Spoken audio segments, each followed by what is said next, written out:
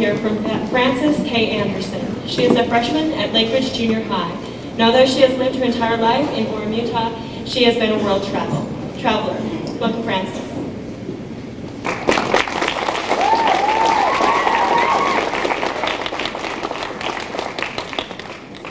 In the past, the United Nations has been very successful in many areas, such as making treaties, resolving crises, and helping the children and refugees around the world. For example, the Suez Canal crisis. This was when Egypt nationalized the canal in 1956 and Israel went to war against them. The United Nations was able to step in and pacify the situation.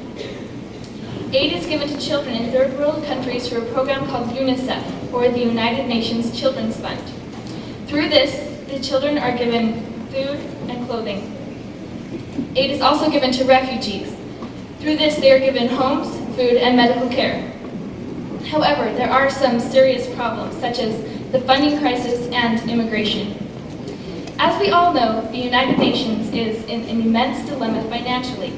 If it doesn't receive its funds soon, there will be very little remains of it left for the 21st century. Members of the UN are being historically slow in making their payments. The shortfalls are worse than ever since the end of the Cold War.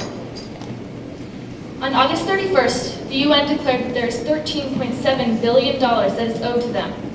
2/3 of the member states are to some degree in arrears. Only 64 have compensated in full. Of the debt, 1/3 is owed by, one-third is owed by the United States. They owe about $525 billion for finances and about $740 million for peace operations.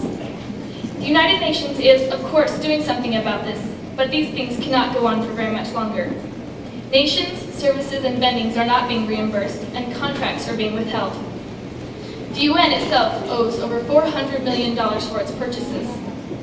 The peace operations can't get supplies, so they can't do much, and in Haiti, they're training police. However, they have no money to pay the translators, so work is going extremely slow.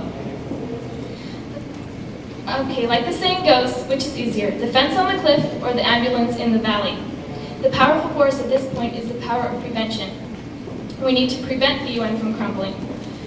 All nations need to pay their debts so that the UN can take its focus off of finances and onto its real purpose, world peace. Next, the problem of immigration. This is getting to be a serious problem. Ever since the end of the Cold War, the trend is now rural to urban. People in less developed countries are moving to more developed countries. It is just people trying to better their lives. They know that if they move into better countries, such as the ones in Western Europe, that the governments are going to help them and give them jobs. What we can do to help this is to try to make the places where they already live better. People generally want to stay where they are. They're comfortable there.